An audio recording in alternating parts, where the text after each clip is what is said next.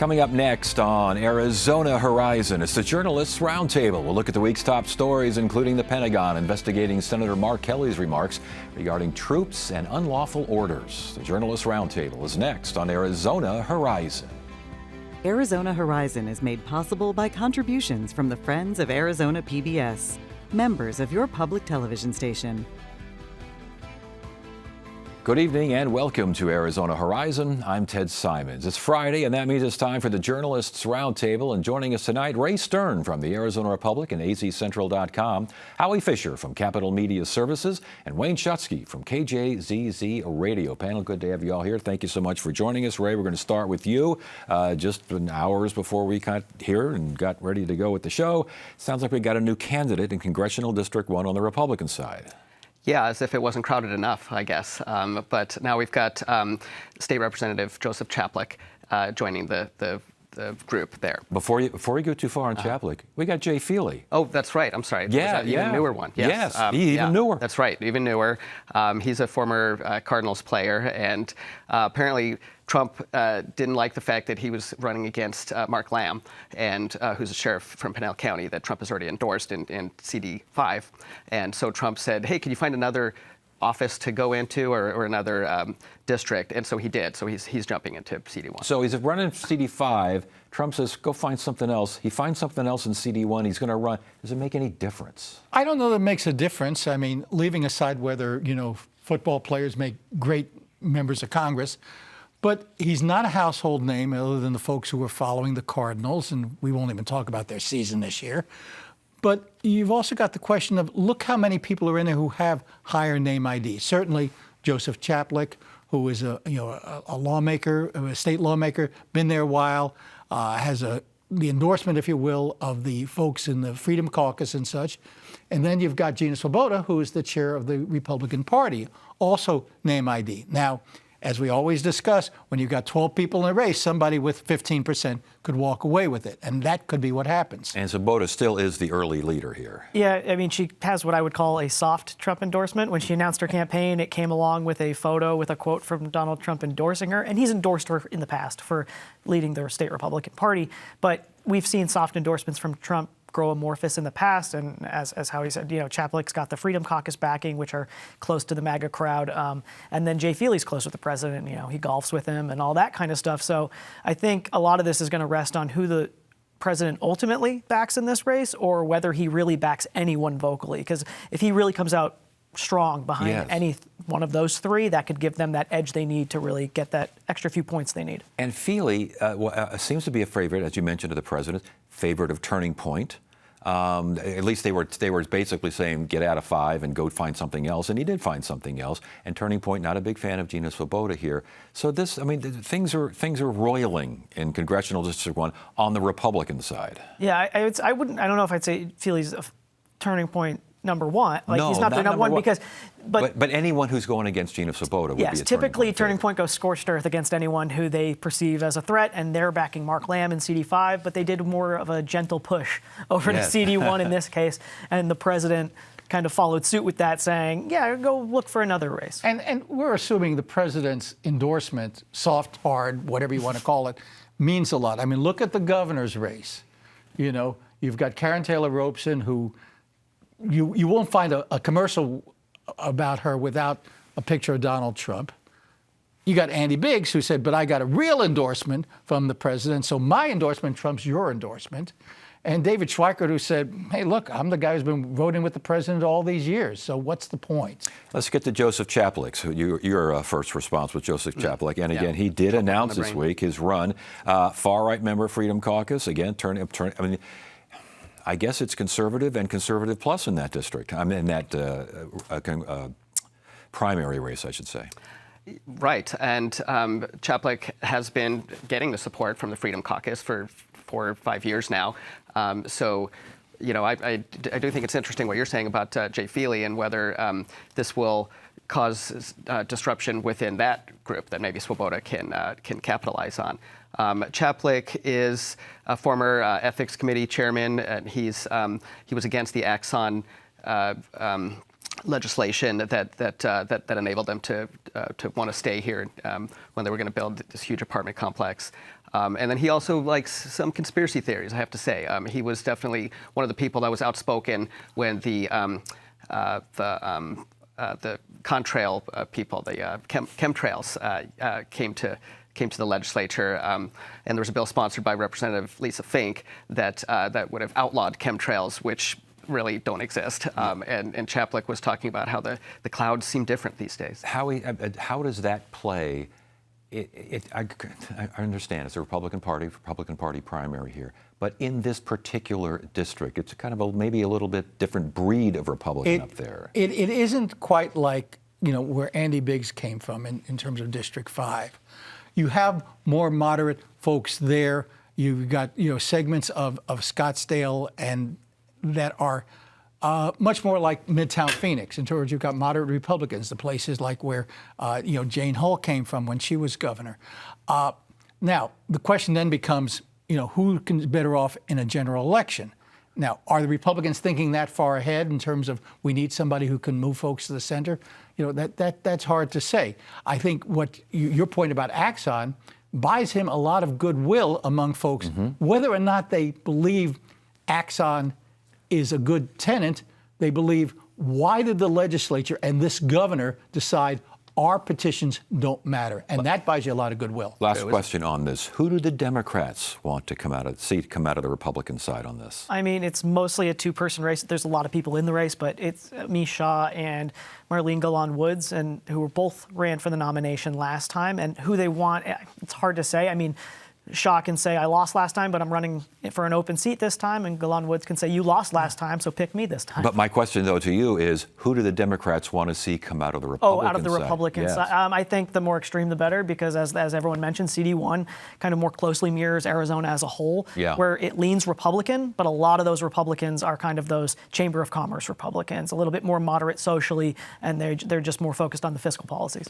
Howie, the Pentagon is escalating its investigation, I should say, into Senator Kelly. Could lead to a possible court-martial. Is this performative? What's going on here? Well, in some ways, it's performative. I mean, I think about he's being placed on double secret probation. For those of you who remember that particular movie reference, this is he annoyed the president, and you don't annoy this president. So he's sent off as Secretary of Defense /War, depending on what you want to call it, to say, what did he do wrong? The funny thing is, as we all know, what he said is actually on the walls of West Point. It is what the Uniform Code of Military Justice says. You do not obey illegal orders. In fact, they dug up a shot of the War Secretary making the same statement years ago. Now, will this lead to a court-martial? I think they have to at this point. I think they're going to go ahead. What do you think, Ray? You think this is going to lead to a court-martial? No, I don't. But it could. I mean, it depends how far this is not going to be in civil court, apparently. So maybe Trump, as commander-in-chief, has more sway over what's going to happen there. But looking at the other lawsuits where the Department of Justice just basically wanting to do what Trump did, that just hasn't worked out so far. So I mean, plus, doesn't the guy have freedom of speech? No, you're missing the point. A, as you point out, not a civil court, military court. Freedom of speech does not exist in the military. Now, saying what is already the law, that's what the trial is going to be about. How can you be punished for pointing out what is in the Uniform Code of Military Justice? I mean, if he pointed out the Uniform Code of Military Justice says you will wear your ribbons this way, well, I'm sorry, I don't like that. You cannot do that. Now, why do I think there'll be a court-martial? I think that Trump is the in for a penny, in for a dollar kind of thing. He is so mad at Kelly. He sees Kelly as a thorn in his side. He sees Kelly maybe as a candidate for president in 2028 against whether it's Trump's third term or J.D. Vance's term. Right. I think he's going to do anything he can to damage Well, Kelly. maybe how it goes for Trump, it's that maybe the court-martial will be a big show trial that will give Kelly a boost. Well, that's what I was going to ask next. What is this doing to Kelly's profile? It's raising his profile nationally, quite frankly. It was already quite high. I mean, he was a rumored VP candidate for Vice President Harris last year. So, but yeah, it's just giving him more of a bully pulpit to stand up and brandish his own persona as I'm not backing down. This is essentially a game of chicken at this point, and whether it ends up in a court-martial or something a little bit lower level like a censure, I do believe that the administration is in some way going to try to take this to the mat, because neither side at this point wants to be seen as kind of kowtowing to the other. Well, that raises an interesting question that you pointed out in terms of raising Kelly's profile. I'm not sure, and I don't know enough about this. Is a court-martial a public proceeding? Because I'm sure if it's a public proceeding, Mark Kelly will use it to every way to his advantage. If it's behind closed doors, and I've seen very many military proceedings that have been that way, it just leaves a bunch of us sitting on the outside and waiting for somebody to come out and talk. The video will be there with the second strike video that they're not going to show us. Yeah, we should also mention that Kelly is, as some of his people are saying, if this goes too far, we're going to file suit. For some of those protections that Ray mentioned. Exactly. Military members obviously don't have the same rights to speech as Howie mentioned, but senators also have protections for what they're doing in their official capacity, which is what he was doing, and then individuals obviously have free speech protections. Ray, Maricopa County filed suit now to end this federal oversight of the Sheriff's Department. This has been going on forever, the Melendez case here. Talk about what the Board of Supervisors filed, what they want to see happen, and what's been going on with all this. Well, the Melendez case started in the Arpaio era when back in 2007 or 2008, there were immigration raids that Arpaio directed. Ortego Melendez was one of the people that was picked up in these raids. He had a right to be here and was detained along with several other people as well. And it started this class action lawsuit that led to federal oversight that apparently has cost hundreds of millions of dollars.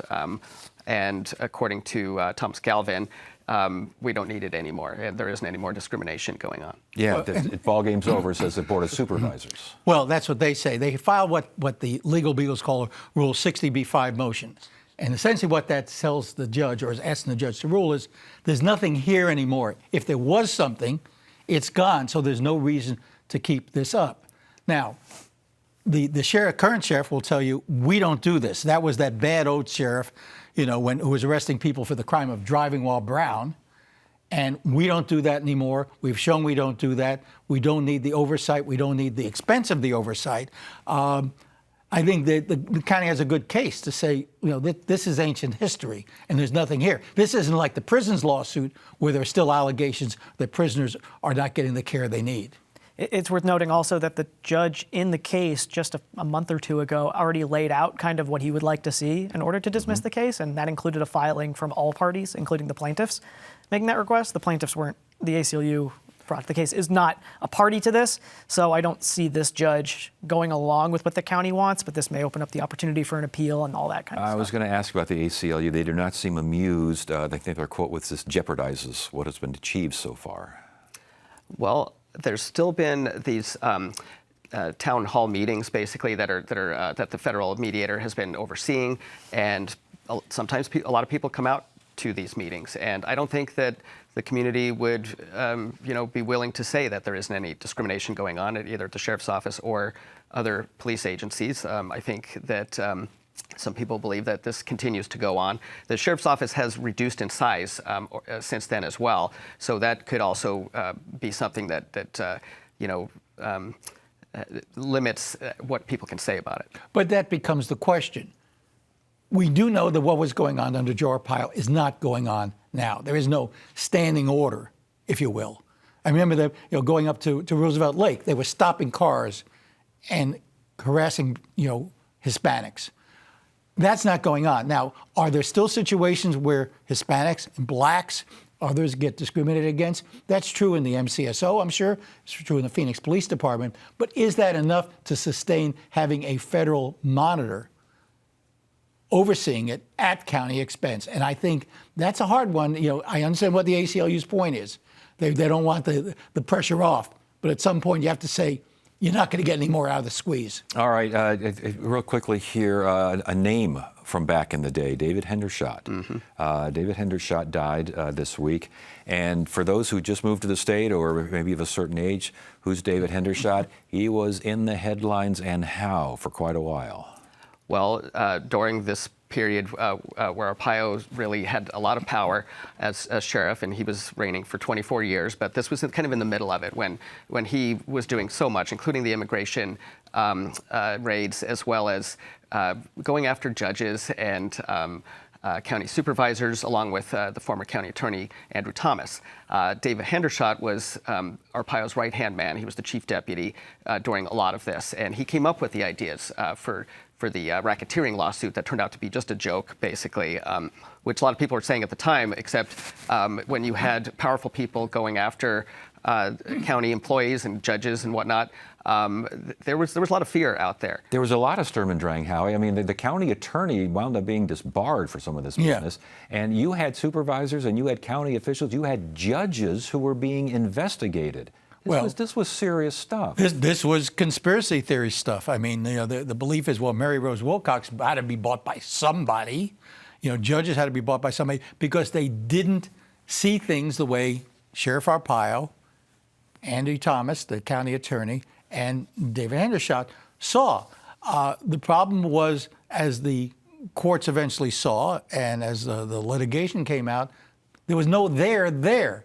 These people were simply doing their jobs, and which led to Hendershot being forced out over some other stuff, which was interesting because he was forced out because he was accused of abuse of power, yet he was the one who was empowered by Joe Arpaio. He was. I mean, he was the enforcer for a lot of this going on and directed the interviews of county employees at their houses.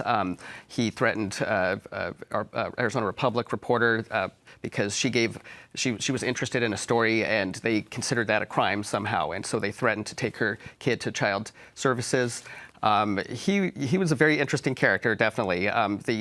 The former spokesperson for Arpaio, Lisa Allen, actually told one of the investigators that he was the scariest man she had ever met. My goodness gracious. And again, the curiosity here was the equation where if I'm going to investigate you, then all of a sudden everything you do can be part of a conspiracy, can be part of this, just by way of my investigation. This is what the county attorney and some of the folks at the county, and David Hendershot was right here with everybody. That was some serious times. Yeah, and in a way, it was kind of foreshadowing of what we ended up seeing later on in 2020 with elections and stuff, with this kind of cannibalization, Republican on Republican fighting based on conspiracy theories, looking for an explanation to go along with those conspiracy theories, and really going to the mat against journalists, against judges, against elected officials, whether they're your party or not, to try and justify your actions. But let's go even more recently. Look at the current occupant of the White House.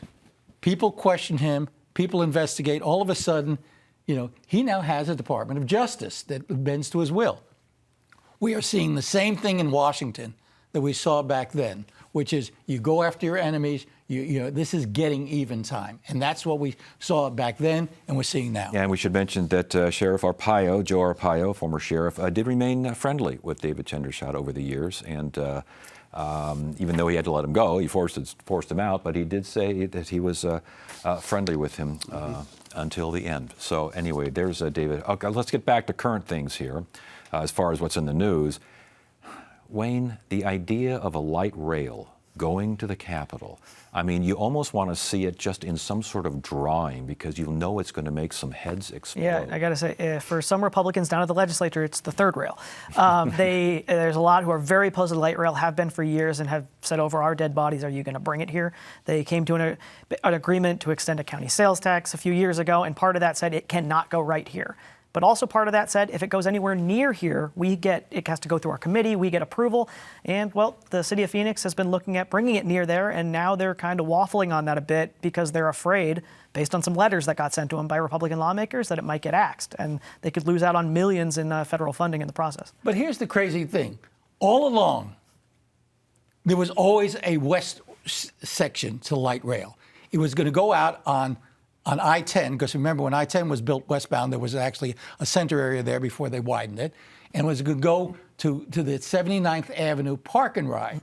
And the idea was to get people to leave their cars there and take the light rail. It's always been in the loop. So why doesn't it make sense? You're right. They didn't want it right on Washington and Jefferson Street. Heaven forbid we have light rail passing us. Okay, what if we put it up on Van Buren? Well, maybe that's still too close. What's the point? If you want people to use it, And we can have a discussion all day about whether the design of the light rail system makes sense. But if you want people to use it, you have to bring people in, and you have to bring it to where they want to go. Right now, you've got one segment that starts up at Metro Center and goes down to South Phoenix. I'm not sure what good that did. The other segment that stops downtown, the one that's going to stretch out, and goes out into Mesa. Okay, that isn't sufficient. If you're going to have a system, like it or not, it needs to be big enough. Right, but ridership has been pretty good on the new South Central line since it started. There's a low-income area that's out there that is pretty well served by that, and that could be the case with the Maryvale area as well. That's why a lot of people want it there. So it would be somewhat of a shame for for the light rail potential riders if that didn't go through because of the delays that this new opposition is causing. Yeah, the problem is that this capital extension is kind of the connection that gets it to the I-10 as part of the plan, and all of this is wrapped into this proposal to the feds to say, hey, give us hundreds of millions of dollars to help us pay for this, and the deadline for that money is coming up in April, and there is no time to go back to the drawing board, and so they essentially have these 3 routes near the Capitol that they have to choose from.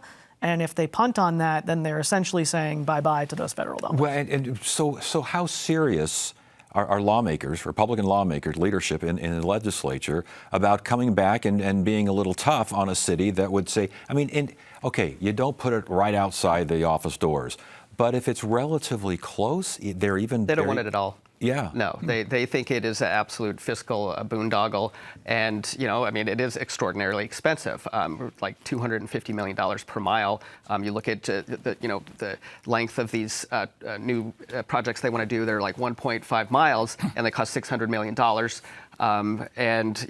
Senator Senate President Warren Peterson, he said a couple of times to me that why don't we just buy all the poor people cars?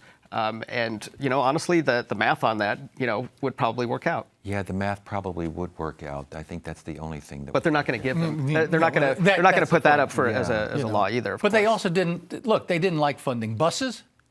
Scottsdale proposed a bus route, express buses and things. They didn't want to fund that. So you have to understand this is being driven by people who say, look, we're Arizona. We all get our own cars. All right. Speaking of people who say, look, we're Arizona. We all get our own cars. How fast can those cars go on rural highways, Howie? Well, I've had my little Toyota up to. Right now, look, this is a state that's gone back and forth. We remember we're at the double nickel during the whole Arab oil embargo. We got it 65. In rural stretches, it's now 75. And there are folks led by Representative Nick Cupper from Surprise who say, why 75? And so he wants to raise rural automatically to 80, meaning not in metro areas. So think of the stretches I-10 west or south or I-8 west. And then he wants a test case. Let's take a stretch of I-8. Now, I-8 between Casa Grande and Yuma is miles and miles of straight nothing. You could probably sleep while you're behind the wheel. I don't suggest it, but there's not even any turns. He says, let's have a test. Let's remove all the speed limit signs, like the Autobahn in Germany, and see what happens. He believes if everybody is traveling faster, it'll lead to few accidents. Now, the Insurance Institute for Highway Safety said their data doesn't match it, but it's an interesting concept. If you're going to test it, that's the place to do it. Personally, my favorite type of legislation is one that includes let's see what happens. But I would say politically, I would say Representative Cupper wasn't a part of this. This legislation is being proposed after multiple lawmakers have had issues with speeding tickets recently, so maybe not a good look for those folks to be voting on this. But overall, yeah, it goes back to, depending on which data you look at, you can find either this is bad or this is good. Typically, you study those things before you implement them live, but this, I guess, would take a stretch and start that right away. I think Montana had something like this for a while, but I think they rescinded it, didn't they? They did, but apparently that was because they were worried that it was going to exclude them from some federal highway funds. That's what one of the Montana senators told me. Well, actually, one of the interesting things in Montana, they had a reasonable and prudent speed. Their state Supreme Court ruled reasonable and prudent doesn't tell motorists. Right. That's probably that was the main impetus that's caused them to get rid of it. But in Arizona, we've had courts upheld reasonable and prudent. Fact is, really, reasonable and prudent is the standard here. You have signs and such like that, but reasonable and prudent is the standard. If you ever stop by a cop and they say, how fast were you going? Tell them, I was going reasonable and prudent. That's, I'll yeah, write that works for. I'll keep that on the dashboard there as something to remember. Let's say that this gets traction. Let's say it speeds through the legislature. Thank you. Governor going to sign something like this? I mean, it's hard to say. I wouldn't see it on. Like, if I had to ballpark it, I would probably say no, because there's just such an obvious messaging on this that this increases danger, and she could easily veto it and say, hey, this just, See, I'm going to contrary, because the way it's phrased is, in terms of this test, it leaves it up to the ADOT director, who's her appointee, for now. to decide. Well, for now, but that's true. I think, this is a governor who's going to face a very difficult election. There are a lot of people who ride out to San Diego and say, oh my God, I'm never going to get here. And I could see her saying, okay, as long as it's left to the ADOT director. I can't wait to see how this does, really, and what kind of support it has. I don't know about you, but I remember when Montana had that no speed limit rule, and I didn't go to Montana at the time, but I thought about going there just to give it a shot. It's like, wow, imagine that, no speed limit, just All like right. the Autobahn. All right, speedsters. Thank you for joining us. You guys have a great holiday. We got some holiday program coming up, and I do want to thank the crew for remembering me during the holiday season. Do we have a shot of the socks that I'm wearing tonight? This was the gift from the crew to your gentle host on Arizona Horizon. Crew, thank you so much. I appreciate it. I feel great, and I look ridiculous. That's it for now. I'm Ted Simons. Thank you so much for joining us. You have a great weekend.